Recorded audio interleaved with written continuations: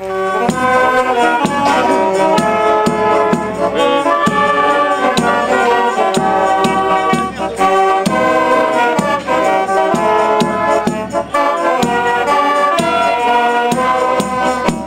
que vous regrettez que la faucille et le marteau et le mot communiste ne soient pas présents sur le drapeau et sur le nom Front de gauche? Un petit peu, oui, mais c'est pas... On est quand même là, on est quand même présent. C'était les racines du mouvement quand même, en parlant du Parti communiste. Mais le Parti communiste n'est pas mort, hein. Bien qu'on soit une manifestation du Front de gauche, hein, mais le Parti communiste n'est pas mort. Faut pas y croire. Hein. Ça va faire bientôt 100 ans, hein, 1918, et il continuera, il nous enterrera. Hein. Il nous enterrera. Non, moi je pense pas qu'on a besoin de se cacher. Si on est communiste, on est communiste. Moi je suis militant communiste, je reste militant communiste. Le marteau et la faucille me dérangent pas plus que ça. Hein. Vous répondez quoi à François Hollande qui disait dans un journal anglais qu'il n'y a plus de communistes en France?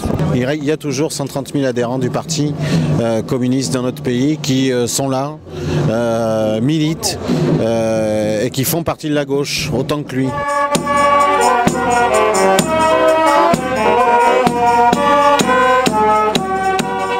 Que reste-t-il comme place pour le Parti communiste au sein du Front de gauche? Mais regardez autour de vous, des communistes, il y en a partout aujourd'hui, avec beaucoup d'autres. Nous sommes extrêmement à l'aise dans ce rassemblement que nous avons souhaité, que nous avons voulu, que nous avons initié. Et il n'y a aucun problème de cette nature. De toute façon, la campagne que construit le Front de gauche n'est pas une campagne autour d'un homme. Et Jean-Luc et moi ne cessons de le dire dans les meetings. Le problème n'est pas de crier Mélenchon président. Le problème est de créer autour de la candidature de Jean-Luc Mélenchon un mouvement populaire qui va devenir irrésistible pour imposer le changement. Je crois que nous avons tiré les leçons d'élections qui avaient été moins réussies. Je crois que les gens aussi ont fait des expériences. Ils ont essayé d'autres formules, Nicolas Sarkozy ou d'autres choses qui n'ont pas du tout marché et qui ont été le contraire de tous leurs espoirs. Le Front de gauche en ce moment est en train de rendre l'espoir à des millions de gens qui doutaient de la possibilité qu'on parvienne à changer vraiment et à changer dans la durée.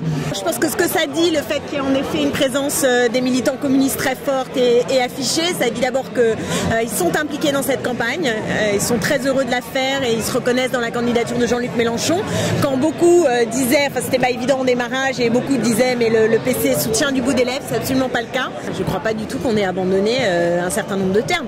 Ils sont à rénover. Voilà, l'apport de Marx aujourd'hui, c'est pas on prend tout et voilà, c'est qu'est-ce qu'on en prend, qu'est-ce que ça nous inspire. Et dans un moment où il y a une telle détérioration du rapport capital-travail et où le capitalisme devient fou, on voit bien que Marx a quand même eu des intuitions extrêmement justes. Donc voilà, le communisme, moi je pense que dans le Front de gauche, il y a plein de gens qui ont envie de redonner du sens à ce que voulait dire ce terme-là, qui était la mise en commun, le partage, la notion de partage. Donc on n'a pas le terme fédérateur qui unit l'ensemble des sensibilités, des cultures, des traditions qui sont en mouvement dans le Front de gauche. Il n'y a pas le terme qui existerait et qui fédérerait. Mais ça ne veut pas dire que le mot communiste ne veut plus rien dire pour un certain nombre de militants ou de gens sympathisants qui sont dans notre mouvement.